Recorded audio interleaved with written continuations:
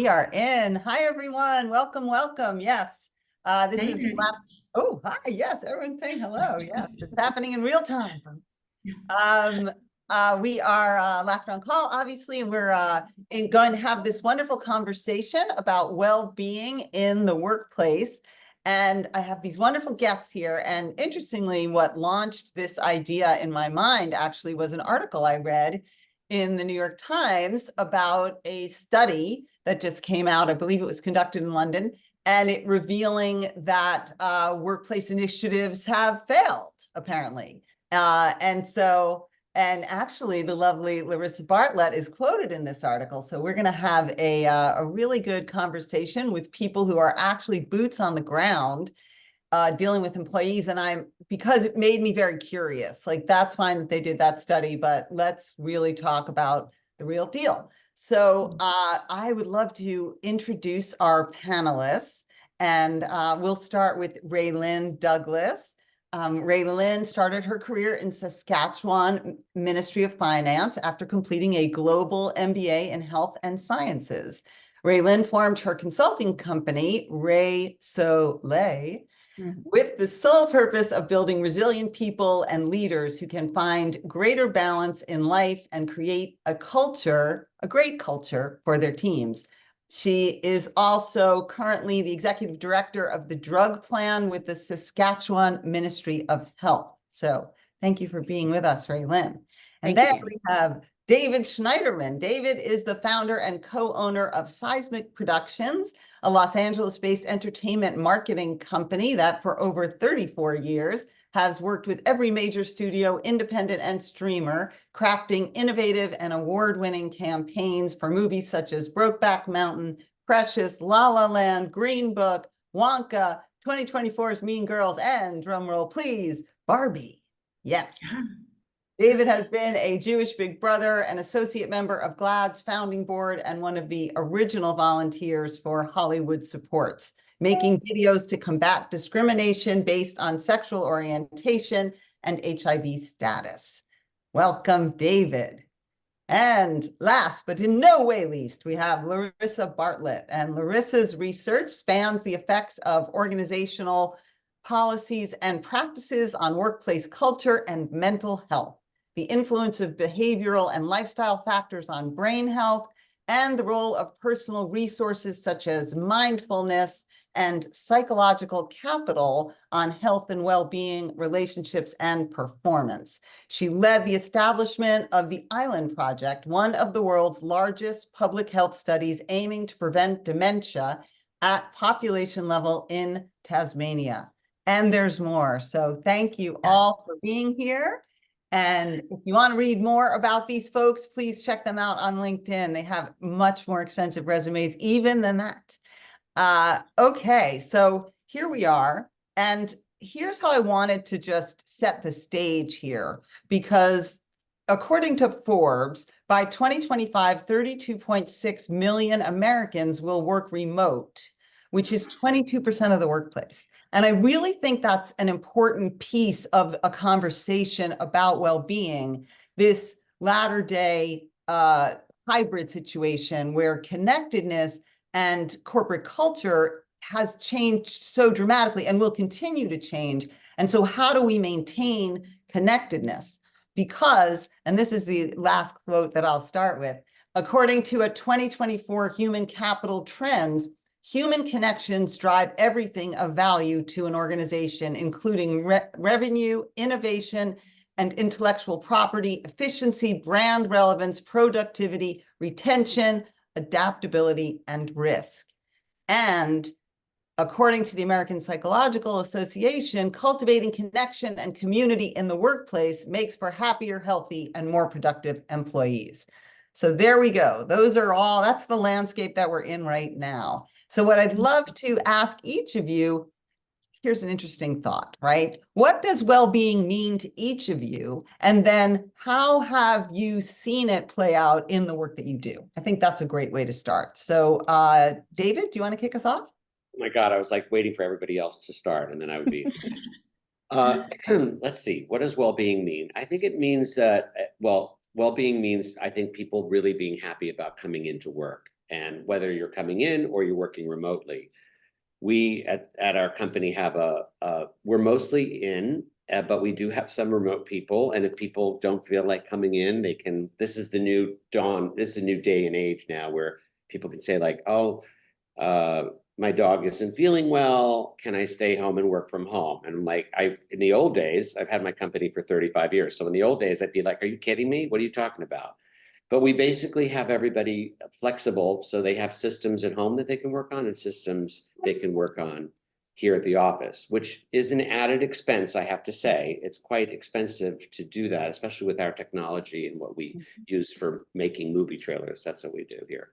So well-being is so different now. I mean, it really is about offering them, I mean, we're going to get into it later, so I don't want to jump ahead, but basically, I think well-being is just having people being able to come in, talk to me or the senior level people about their feelings, how they're, having an open door policy and gathering them together. I really do think that being together really helps people's well-beings.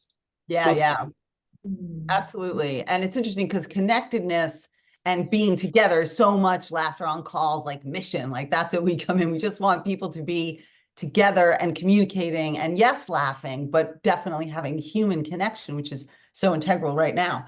Raelynn, what would you like to add? Well, thank you for the question. I think it's really interesting. And David, I appreciate, you kind of took the employment lens on that because that's what we're talking about as well-being at work. But I think for me, the definition is a little bit broader. It also encompasses your health at home, how you're feeling about life in general. So I do a lot of coaching on resilience, and I kind of tease out the idea of work-life balance, that it's not 50-50, but that work is maybe 1/4. And then you've got your health, you've got your mental health, you've got your relationships, you've got, all your responsibilities. So how do you find that balance between, your life at home and your life at work? And I think if you're really thriving at work, it can help you in difficult times at home and vice versa, right? If you've got a really good home life, you might be able to be productive and successful at work. But when something is off in one of those quadrants, it really affects us, and how we relate and how we feel. The other thing I'd like to bring in is, if you're a parent, and you mentioned the dog being ill, but, I've heard somebody say that you're only as happy as your unhappiest child. And so a lot of us are dealing with children, aging parents, responsibilities. And so where we can have work support and supplement what else is going on in someone's life, whether it's a physical disability or a preference for, working from home, or, there's a wide range of things that people are looking for. I think finding that right mix is where you find well-being. And so I think we're going to talk a little bit about, what is the individual's responsibility, what's the workplace responsibility, Right. and I think we did both. So. Well, so interesting, Raelynn, that it feels, and this may get me in trouble, but decidedly not American to say that work is 1/4 of your life. I feel like every coach in America is like, work, Yeah, full disclosure, I'm from Canada, so maybe I have a slightly different perspective. No, And Larissa honestly, being Tasmanian, yeah. And it does sound so much healthier, but it's so interesting to hear it from an American lens, which is like, wait, what, 1/4? So super. I mean, you might spend half your time at work or even more. But I guess what I'm suggesting is that it's really tough to find a balance if you think that it's 50-50. Yeah, no, absolutely. And maybe it's not 50-50 all the time, right? Maybe it's 30-70 sometimes, and depending. And I think that's like the flexibility that supports well-being. Yes. Is that what Dave was talking about? Sometimes, you got to roll with it, certainly as an employer. Okay, Larissa. Yeah, it's such a great question, and I completely agree with both David and Raelynn's interpretation of well-being. I think, look, it's such a broad concept, and it is. I also, from a research perspective, think of well-being as, I guess, essentially feeling resourced. So we have the resources, the psychological resources, so our mental health and our physical health are sufficient for us to be able to do the things that we want to do. And then also I think about feeling resourced from the work perspective. So I've got access to the things that I need to be able to do my job. So there's a sense of the capacity to thrive, I guess. comes from that place of well-being. So there's all sorts of contributors to well-being and things that can kind of take a little edge off. And I guess when I'm thinking about, I love what you said, Dani, around flexibility. So that sort of, and again, I feel like it comes back to that sense of I feel well, and so therefore I feel like I can meet life as it presents itself to me, rather than kind of wanting things to be a bit easier or different or I think that's kind of it's a combination of a research perspective, which is kind of a bit bigger, but also my own personal experience of that feeling of being well. And I can totally agree about, I love that quarter thing, because we do, to a fairly great degree, define who we are and what we're doing in our lives by what kind of work we're engaged in. So that sort of label and that, how that then helps to define our identity as individuals. So while, and I agree, I think I hadn't actually heard the quarter thing, but I think, I'm also a mother and a wife and a daughter, and I have these other parts of my life. So they don't actually all fit into just half. So yeah, I'm going to bring work back to a quarter of my identity definition. Yeah. Okay. And also in Australia. I'm sorry. I was going to say, and none of you work in the entertainment business. Right. That too. Right. Exactly. So true. Exactly. So true. But yeah. You know what's such a great nudge is this idea of resources, right?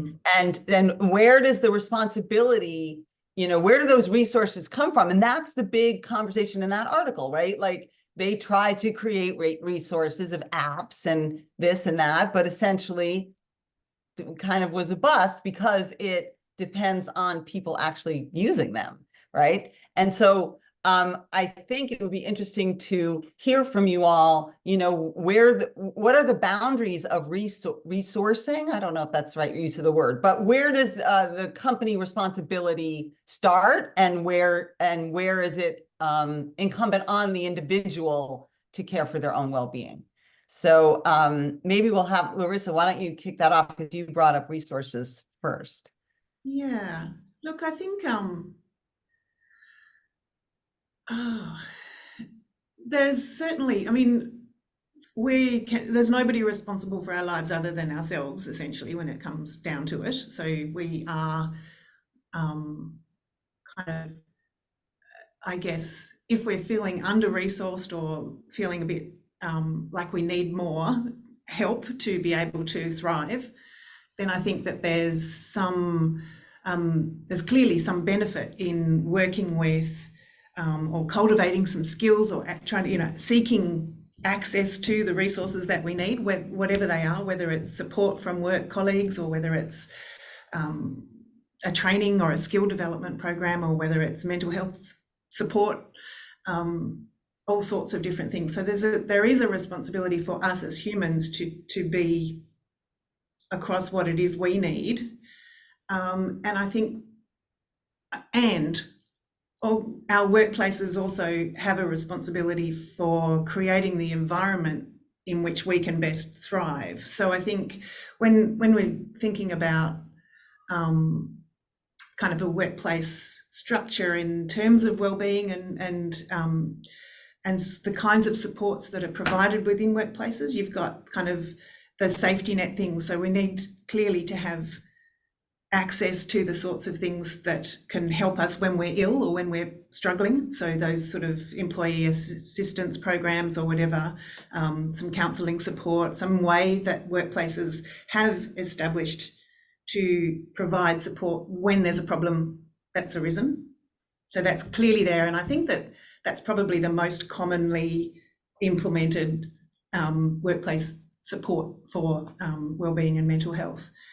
And then you've kind of got what I think has been most prevalent in the last sort of 20 years or so, a layer around providing training services and capacity building, so stress management programs, and that's what this big study that we're talking about in the Times looked at. So it's all these programs that are available, like mindfulness training or development of different skills and counselling support and peer programs, mentoring, all sorts of things which have evidence that they are helpful, but just having them there and available for employees to take as they need, it is an important piece of the puzzle.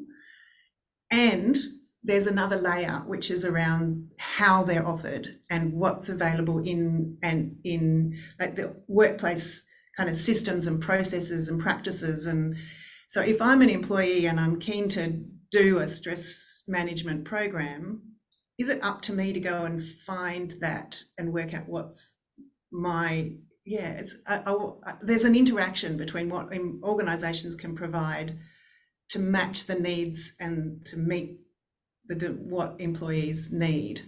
I think I'm kind of making, so we've kind of got this 3-tier level of different ways of accessing support. So I think it's not the individuals only, it's not solely up to individuals and it's not solely up to employers. Right. I think both parties really need to be engaged. And I think, maybe there's a leadership role from the organisation to show how those individuals can access the sorts of supports that they need. Yeah, I know, Such a long David. answer. No, because it is. It takes two to tango, as they used to say. Maybe they still do. David, I know you have experience with this and creating a certain culture. And if you want to speak to that, that would be awesome. Well, in our business, where there's a lot of competition, so there's probably 40 or 50 companies that do what we do here at Seismic in Hollywood or wherever, in New York, wherever they are. Now people can be working anywhere. But so we have to provide a lot of benefits for people to pick us. Like it's tough. Now the environment's changed. The entertainment business went through a really rough time with COVID. And then just when we thought we were safe, it was safe to go in the water, we get 2 strikes, the actor strike and the writer strike. And so we're still feeling the tail end of all that. It's still a tight market. Now, entertainment businesses, there's a lot of mergers.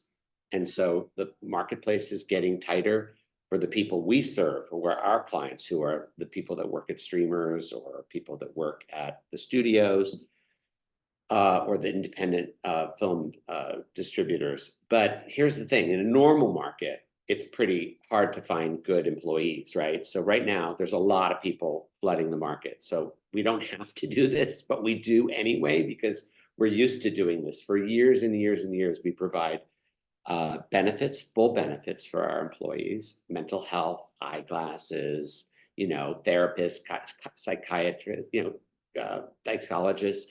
We also have a massage therapist that comes in once a week and helps people relax in the middle of the day. I personally don't like to get a massage in the middle of the day, but our employees tend to like it, so they look forward to that. And we throw a lot of after hour parties here. Sometimes they include alcohol. Actually, they almost always include alcohol. But anyway, there are events that we do, and we do a lot of charitable work. So, Dani, we were talking about this article that came, that mentioned that. We could skip to that, but I do find that anything, like we did a ropes course one year that was very successful. Anything where we can have people rely on other people in the company outside of just doing the day-to-day work here. So that, putting this up in a real life situation where we're cooking food for homeless people or bagging it up or delivering it, it's really amazing what we can respond. Well, and that is actually documented in that article, that the most successful employee engagement for well-being is organized charity work. So I just thought that was so interesting, because David's been doing it for 30 years, 35 years. And here this actually does affect people's well-being in a way that I wouldn't have thought. You think, oh yeah, therapy. And then the other point, David, that you've made to me that I think is also really important is just this idea of it's an open door, which is something you said at the top, right? Like accessibility to leadership with an empathic ear, or at least a sympathetic ear, if not empathic ear.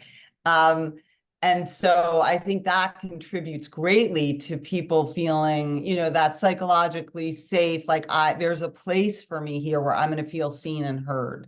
So I think it just fascinates me that in the last 5 years, obviously this has been just a really urgent post-COVID, et cetera. But, so to hear that David had implemented a lot of these policies long before it was dire, I thought was really interesting. And Raelynn, I'm sure you want to contribute, so please join us here. Well, you're right, David. We work in very different environments. So, I'm in the healthcare sector in a ministry, so there's some limitations on what we can do, and budgets are a significant factor. So, working within the context of Canadian healthcare, it's probably very similar to American healthcare. There's a lot of stress. COVID was very hard. And so in the ministry perspective, kind of dialing it down, I lead a team of, 60 plus people who are administering the drug formulary. So, pharmaceuticals, and we have a lot of pharmacists on the team. We've got a lot of frontline support workers who are helping, patients and doctors and pharmacists who are calling into our call center. So we've got a real mix of people who, are doing the best job they can, but they're struggling post-COVID. A lot of people are burnt out, they're tired, and they're asking government for more, compensation. They're asking for more flexibility. So from my desk, I kind of work within this construct of, government's got one perspective on remote work and flexibility, and I might have quite a different one. And so one opportunity that I have is we have an occasional work from home policy, which allows us to have discretion to say, yes, this makes sense in the situation. So we use that policy as much as we can, but, we've got limitations if we want to do leadership development, bring laughter on call in for a happier hour. There's a whole process of decision-making. So I feel like I have my hands tied behind my back a little bit when it comes to really supporting our team. But if we take away sort of, the fun and the budgets and the opportunity for those sorts of things, it comes down to being genuine, listening, talking to the team, supporting them in what they want to do, how they want to grow their career. And so I've had a lot of conversations lately with some of our teams about mindset. And I know somebody put that in the chat, the frame of mind. What is overwork, overwhelm, workload? How do we approach it? Can we say no to some things? Can we be a little faster, innovate? Can we try some new things? So there's a real shift in thinking that we're asking our teams to do and to consider in the construct of a government organization, to say, how can we innovate? How can we do things differently? And where can we set some boundaries around our own work-life balance, what we need to advocate for ourselves, to say, yeah, I would like some leadership training, or I'd like to take that mindfulness thing that Larissa mentioned. So I think there's opportunities, but there's also real challenges. Yeah, absolutely. And I think it'd be great and positive to talk about like what's worked, what works. And even in your research, Larissa, why don't you start this off with like what is working and what can we hope to see more of in the future? Yeah, thank you. So what's working, I think, is it's really interesting because some of our article in the Times really highlighted one large study that says these things don't work, but there's a tremendous amount of evidence out there for individual kind of interventions and programs and things that cultivate those personal resources for living better and working better and being more productive and performing at work. And that they are, yeah. So I think, I don't know. So I'm going to take, so my research is in kind of mindfulness primarily. That's where and so mindfulness training in the workplace, we know, interestingly, can be really beneficial for the participants of the courses, and that there is a difference in their work experience afterwards. There's also a positive in terms of their stress levels and their capacity to, particularly people who work in kind of emotionally demanding roles like nurses and health people in the health sector and education sectors. What is also noticeable is for people that have done those kind of mindfulness courses, their peers notice that the people that have done that training are less stressed. So there's a kind of a flow-on effect a bit in the workplace. However, interestingly, it also has the effect of making people have greater self-efficacy. They feel better about themselves and actually often choose not to keep on swimming in this toxic workplace. I'm going to go and work somewhere that's better for me. And so I think that that's really interesting. So I think that so the evidence around what organisations and workplaces can do to create a better culture that supports and retains their employees is, oh gosh, so David's got some great examples that he's talking about, and the kinds of offerings that you can make available to your people that make them feel loved and wanted and valued in their roles. That does also require some budget allocation and policy and procedural decisions, and it's all very much tied up in that kind of leadership culture that's set by the people that are running the organisation. And where Raelynn's talking about, and most of my experience has been in those more public sector organisations where you're very resource constrained in your budgets. You're actually all about providing services, and we just need to make sure that we keep you in your seat. So what is the kind of bare minimum we can do to keep you in your seat? Which is not, I think, I don't think that's what the people who are working, and Raelynn, you may very well want to comment on this. Mm-hmm. So when we are working in resource constrained workplaces to come up with things that can make people feel loved and wanted and want to stay and resourced in their role, it's pretty hard. Like, how do you change the culture of decision making that's taking place up here, which is quite often in a political, sort of socio-political context, and there's kind of big government policies and things that are governing the decisions that are coming down to you. So I don't know, I'd love to hear what you think, Raelynn, around how possible it is to shift culture in our kind of organisation. Yeah. I totally hear what you're saying. And so I feel like what it comes down to is human connectedness. Yes. Like, if you're not getting the support to do fancy things, it really comes down to your leaders and the relationships between management and work and employees. And like, so that I feel, and obviously we're very passionate about that. That's our whole raison d'être, if you will, is creating that, because you're not getting it. Anyway, but please, Raelynn. Please. Yeah, I think it's fascinating, really. And I think the conversation has shifted from resilience to well-being. And now you're saying, oh, there's studies are saying it's not really working. And, so you hear people say, well, you can't yoga your way out of this, right? It's up to the organization to do. So I think when we talk about retention and well-being and all those things, it comes down to the individual.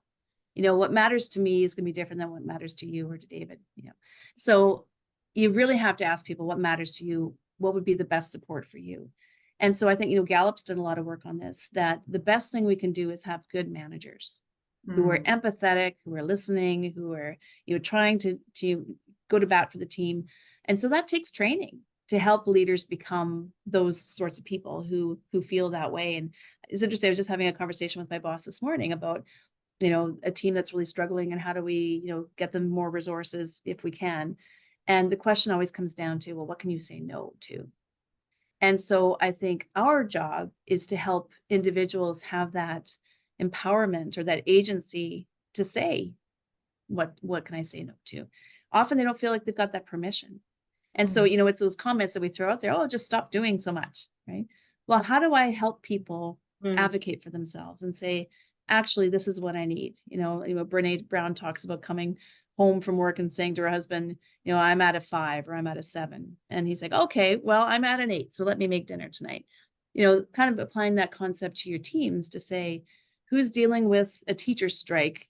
People with young kids who have an issue. Who's dealing with, caring for their parents right now? So how can we lean on one another as a team?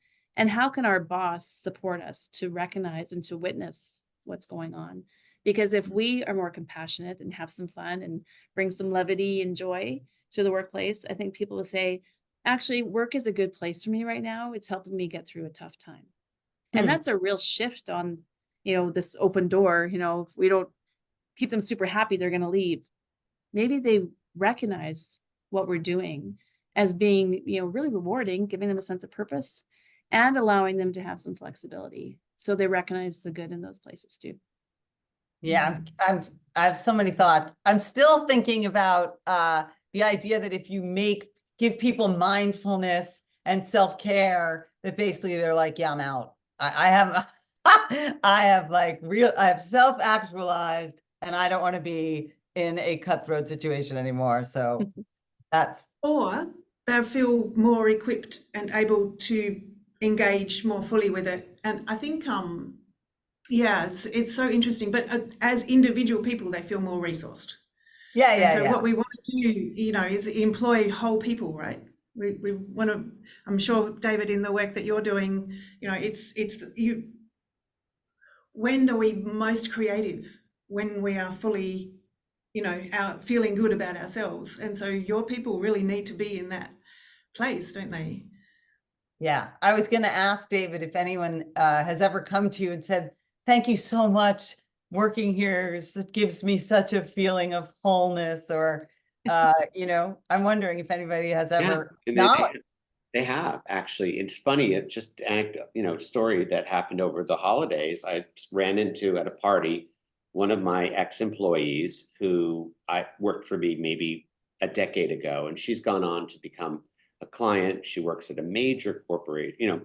I can say it. She works at Disney, and we were laughing about old times. And she said the thing I remember most about working at Seismic was that you had us serving the homeless, and I had never done that before. And now I do it, and I have my kids do it, and I've integrated into my life. And that was crazy meaningful to me, because I didn't do that when I was growing up either. I just didn't. You have to learn to be charitable. I think you have to learn, somebody has to bring you along with them. And then you get that feeling yourself. And so I like to always instill that in people here. And there's nothing better than that takeaway. I mean, I can help people get jobs at the next job, or work with them. And turns out, and you can get a lot of acknowledgement that way. But this is the biggest acknowledgement that I get when I do this. It's like pay it forward, right? So, But it's so interesting the impact that has on. And I had no idea. I had no idea what she was going to say. I thought she was going to tell a funny story about what I said to somebody, because I'm known to say a lot of things off the cuff. I'm very behaved right now. Wait, say it again. I'm very behaved right now. Well, maybe we need to take the gloves off. Yeah. I am thinking though, Laughter on Call, we did the Alzheimer's walk last year. We've done it several years, but there was a feeling of spirit, a spirit of giving and compassion and fun, and something that is outside of the norm that we were all doing together. So I have experienced that. I mean, the nature of our business is that it's not charity, but so much of what we do involves serving people who are depressed or in cognitive decline. Like there's a real aspect of it that can create that sense of feeling grateful for the opportunity to help. But even for us, taking it outside the office. I feel like you want to say something, Larissa. I do. I just want to say the science is totally there. There is such goodwill and good stuff that comes from giving. It's really good for us to be generous. So physiologically and mentally, and it's so really easy. good for us. It's sorry, Larissa, you're right. And when you both talked about not having the budgets, I get it. This doesn't cost anything. Yeah, So it's really, it's like programming basically for your employees. It's like, no, not everybody is going to participate. I found recently a little bit less participation. I don't like that. So I'll have to send another email out and say like, hey, we're going to serve in the kitchen at Project Angel Food next Saturday. We can't do it during the weekday. That's the problem. But that's why it's even harder. It's a bigger overcome because I'm asking them to give up their like 3 hours on the weekend, Yeah. But then people, we do it with also with parties or a karaoke night, or we had a wonderful, we have a lot of people that are very talented. They have other talents than what they do here. So musicians, singers, we had a coffee house at my house last January that was sensational. I mean, everybody got to, if they didn't even sing, they could tell jokes or whatever. And it was really fun. It was like kind of the best event we've ever done. Didn't cost anything. I mean, a little bit, snacks. Yeah. I mean, I'm curious, Raelynn, because I know you manage a lot of people. So do you feel that if you introduced an idea like this, that there would be participation? Yeah. I don't mean to sing along at David's house. Well, if we're invited to David's house, yes, I think Come we will. on. Yeah, I mean, it's tricky, right? Because, like I was talking to a woman yesterday on a resiliency webinar that I was leading, and she was saying, at the end of this conference, they had the happy hour and she really wanted to go, but she also felt safe to say to her friends, I'm tapped out, my social bucket is full, or whatever language she said, I gotta go home because I'm an introvert and I need to recharge my batteries. So I think, there's a lot of people here who would say, thanks for the offer, but I got other priorities, I gotta go. So I can't join you for your event after work. So it is hard when it's after hours. We do also try to hold, huddles every 2 weeks that are 1 hour away from the desk. Even that's kind of hard to get people to it. So I completely agree with you that these things, kindness, the empathy, making eye contact, saying hello when you walk by the hall, those things don't cost anything. And they come down to character and being genuine and really caring for people, listening to them, all those things. I'm a huge advocate for all of those, because when we do have constrained budgets and we can't just send everybody off for training, at least they feel that they're being supported and heard. And you looking out for different ways to affect each individual, what matters to them. Yeah, super interesting. Larissa, anything you wanted to say there? Yeah, I think I kind of rest on this phrase that culture is created through conversations. And we think about just tapping into what we've all been saying, I guess, it's how we do things in the workplace as well as what we do. And so when you think about, the setting of policies and procedures, they're all actually done through having conversations.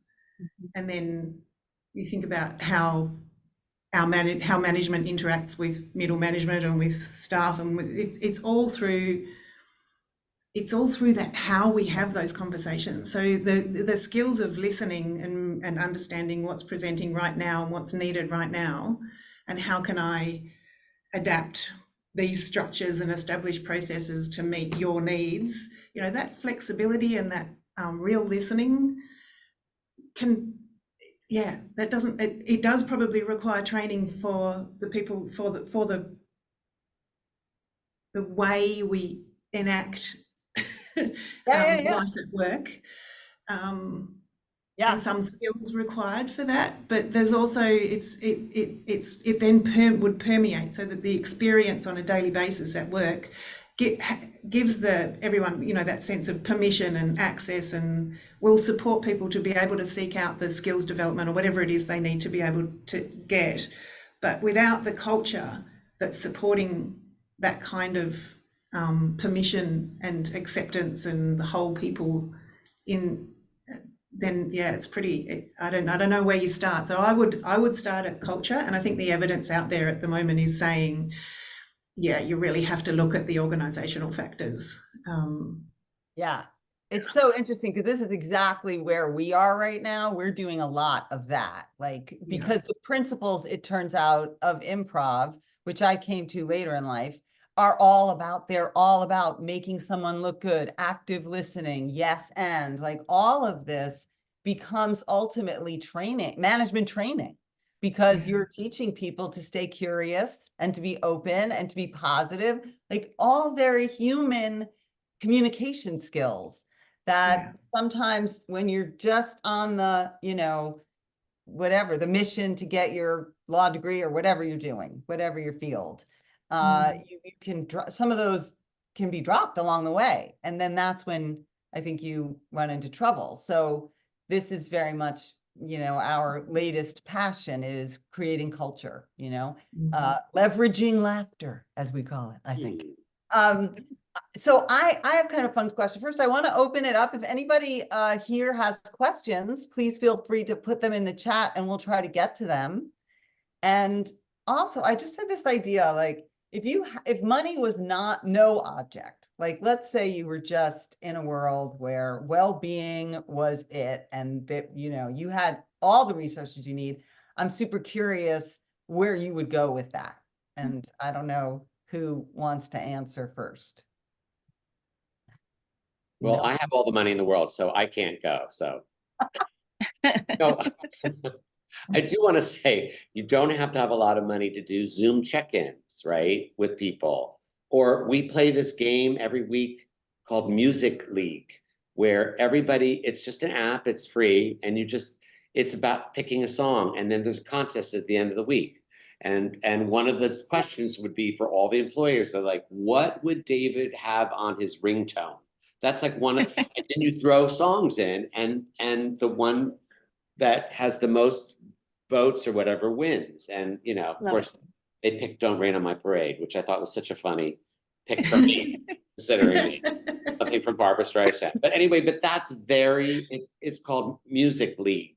And it's really fun. And it doesn't cost anything, Music Leak, L-E-A-K? Like league, L-E-A, like a league of, L-E-A-G-U-E, Women's League of Voters. Music League, for the people in the chat who want to know. Music Yeah. League.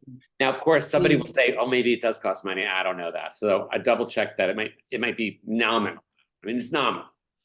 Right. So we have a question. What do you implement to connect to your team members at staff meetings when you're not using laughter on call? I was gonna say, right? Yes. Anyone have a thought about that? Team meetings, keeping people engaged. Raelynn? Well, just thinking, like, we have these weekly or bi-weekly huddles, and I do the agenda and I tell people in advance what we're doing, and often we have a lot to get through. But I really like the idea of incorporating some fun and some connection, because as I stand in front of the group and I've got the microphone and I'm walking around, like, it's a big group, and I'm an introvert, so I'm coming at this, I'm trying to get better at it. But just making people feel welcome and supported, and have some laughter where you can. I like sort of that, more implemented, gamification or whatever we can include.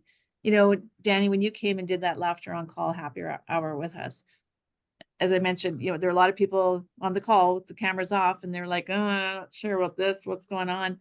By the end of the call, people were laughing, they're having fun. We danced out of the room. And so a lot of people came to me after and said, that was a lot of fun. And some people used the word actually, right? That was a lot of fun, actually, because they weren't expecting it to be. Such an interesting word. But I think people appreciated it, to say, we're recognizing the importance of laughter, because it is a connector, right? It makes people feel safe and, part of a team. So just back to your question, though, if money was no object, I would love to be able to say to every employee, you've got $2,000, that's your own, or however much, if money's no object, maybe it's more. Design your own adventure. What is it that you want to learn? Do you want to take music lessons? Do you want to pursue your MBA? Like, I don't know. Are there certain things that would help you feel more connected, more supported in your journey related to healthcare, or related to well-being, sorry. And just see what people come up with, because it's very much an individual, pursuit. To say what matters to me is different than to you. So just an idea. Yeah, that's super interesting. Larissa, do you have any ideas about that? I love that idea. I think I'd add to it, because I have all the resources in the world, work release to go and do the thing they want to do. What is that? Work release? Mm-hmm. Oh. Giving them time. Yeah, work release. Yeah, paid? the time. So, yeah. Like paid leave to go do your own thing. I just, if you're studying, we have arrangements where you can do a degree as part of your, as part of, will cover the costs of your studying or whatever. But also. Did someone freeze? She's pulling what I wanted to pull. She actually is. And just got a good pose there. We made jokes about this earlier, folks. But okay, so there, she's back. Hi. Hello. So cool. Disappearing act. So welcome back. But you know what, it makes me, it's so interesting because the two of you answered it with individual pursuits. And so again, when it's a question of connectedness for the benefit of the company, Yeah. and I think it's that becomes the challenge because there is so much evidence about the need for connectedness for innovation and productivity. And so from, you could imagine a more conservative point of view might be like, well, what am I going to do? What's that going to do for me if they go off and do X, Y, Z? So Yeah. Yeah, and just to clarify around that, and I'll let Larissa, I'd love for you to jump in too. I guess in the phrase in the question, if money was no object, I would love to be able to give people the opportunity to, study or take a class or whatever, to do what they need to do to support their own well-being. But I agree with you as a leader on my team, being that good manager, that empathetic listener and all that stuff, and incorporating fun into the day, that we can do, and it probably wouldn't cost a lot of money. So in new order, I would do what you're talking about, the human connection first. And then if we could solve the budget problem, we do the latter.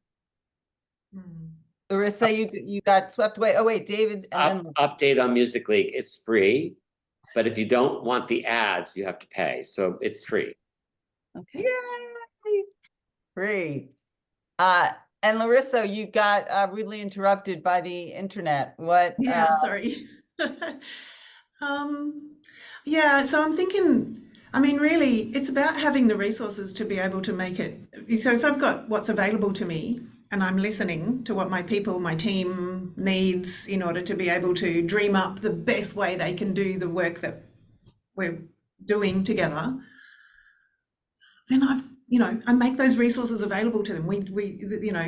I guess I'm familiar with working in these really constrained settings. And I just think that, I think having access to the ways of making it fun. So for example, here you go, I've got a study that I'm about to launch we're doing a statewide benchmarking study of workplace, what employers feel about their capabilities for managing a mentally healthy workplace. And we're also matching that with, so this is a representative sample across the state of Tasmania, and then we're matching that with a sample of employees and what they feel their employers know and how capable their employers are for managing their mentally healthy workplace. What I'd really love to do in my particular role here is go, okay, I want a comedy show to roll out across the state of Tasmania that's kind of tapping into mental health, that's kind of really bringing this topic to the forefront of people's minds, and to drum up participation in this study so that I can get a really good understanding of what it is people know and need. And then resource constraints all gone, I can then find the service providers to match them up with so in a world where there isn't a limit on how much we can spend in this space, I just want to help work with I would like for workplaces to have a better understanding about what they can do and where they're at in relation to managing their workplace mental health. Well, okay, so you just set up both the questions that came in, which what would you say to an employer who doesn't have wellness on their radar or isn't a priority? Why should they pay attention or start initiatives, and what would the impacts be? So there you go. For someone who's like, we did talk to one company that I will not reveal, and it was family owned, very octogenarian person at the top, and it was like 25 people on this call. All of them had worked there less than a year. And they were like, and he's never gonna go for it. Like it was just so foreign to actually care about employee mental anything. So I'm wondering if you all have an opinion about that. Well, I can jump in. I do a lot of work with organizations demonstrating the return on investment of doing leadership development. And it comes down to personalities, maybe generations. People either get it or they don't. And I think at their peril, because there's so much more evidence now showing that we need to invest in these things. We need to retain our staff because the cost of replacement is so very, very high. And so when you look at the evidence, there's more and more, research being done. Larissa, you're probably one of them who's saying, yes, this is going to affect your bottom line. So it's, from a financial perspective, it's absolutely the right thing to do. From a societal perspective, it's absolutely the right thing. And so you hope that, like this employer, it's really tough to manage up and to get leaders to see. So what I've employed in my own life is, okay, well, if I can't affect what's above me, what can I affect around me and, the team's reporting to me? Because at least I can create a culture that, embodies this kind of stuff and makes people feel, safe and supported or whatever. And some of those metrics should demonstrate, across the organization, oh, there's very little turnover in that team. Why is that? What are they doing? And you can look at the data from employee engagement surveys and others to say, where are the red flags? Where are the green lights? And what's going on with those green ones? What are they doing? So yeah, super. It's like, it reminds me of that, like, be the change you want to see. Like, yes, yeah. be it, even if you're not at a high level. Okay, and then how do you get your employees motivated to use your wellness offerings? And have you seen specific impacts of those who do and those who don't? Someone doing the research here. Yeah. Can I go? Yeah, of course. Yeah. This is such an important question. And it's like, here, I give this to you. Why don't you want it? It's kind of what is it you need? Ask the question first. What is it you're after? What are the things that you're wanting to address? So I guess, how do you get employees to use the offerings that you're putting out there? Well, you kind of ask them what they want in the first place and then respond with something along the lines of what they've asked for. I think I did a study, and it's really interesting. There's an easy thing about rolling out an app for that. Is there an app for that? Yeah. And I had the experience of I did two trials of mindfulness training in the public sector workplace in Tasmania. The first one was a face-to-face group-based classes. It was just a pilot study. I had very small budget. I could only offer training for 20 people, but everybody else who wanted to be involved could be, and was eligible to do it, could be in the control group. 500 people in 7 days put their hands up to be involved in this face-to-face class-based thing. Only 300 of them were actually able to do it because it was during work time. So that showed the interest. The results came in, it was very positive for the 20 people that did this class. So when I went back to the state service, they said, oh, so is there an app for that? Said, okay, it's really good. There is actually almost no evidence on the effectiveness of workplace mental health apps. So I would love to do a study of whether an app is as effective as this course. So I did, and I did a trial, and I compared the use of a mindfulness app on its own, just rolling that out, and an app supported by classes so that people got together and met with a teacher and met each other, and then another control group, and that only the people that had the classes had any benefit. Wow. So, and it was considerably lower, and it was seminar style classes, lecture sort of thing, rather than the small group face-to-face interactive workshop thing. So how do you get people, and people without the classes didn't download the app anywhere near as often or engage with it anywhere near as often, and they didn't then have any benefit. So I think that's the argument for the social connection. Yeah, totally. And so it's responding to what people want in the first place, meet people where they are rather than trying to get them to come across the railway, and then provide it in a way that's supported and is going to also generate that connectedness and being part of something. So, oh, I asked for this, but I'm now doing it in isolation and I don't really like Right. it. Yeah. Right. I mean, I've been people are always asking us for the app. What's the app? Even though our whole vibe is like human connection. But I recently was introduced to 3 different companies where the app is a conduit to human connection. There's one called Wisdo, there's another one called Rune, another one called, this is in the senior space mostly, and then another one called Zinnia TV. And those videos and app engagement is all about human connection. And so it is possible to do. So, you know, but if you just hand someone calm or whatever, not to begrudge calm, but you know what I'm saying? Like there's not the same thing as a human person. All right, we're going to leave right now, but I did want to close with this question that just came in. What's your favorite workplace wellness that you've done for yourself? David. I meditate every day for 20 minutes. Wow. Shut the door and it says, do not knock, which kind of stands for do not enter too. And I put on my sound machine app on my phone, you know, it's easy, and a clock, and I spend 20 minutes. And that's really helps me. It helps. And for how long have you been doing that? How many years? 4 years. 4 years. Yeah, it worked it's been, I mean, I think this year will be my 5th year. It's a lot of work to meditate. It's not easy, you know, I mean, it's really meditation. It's called Vedic meditation, which is like a form of TM.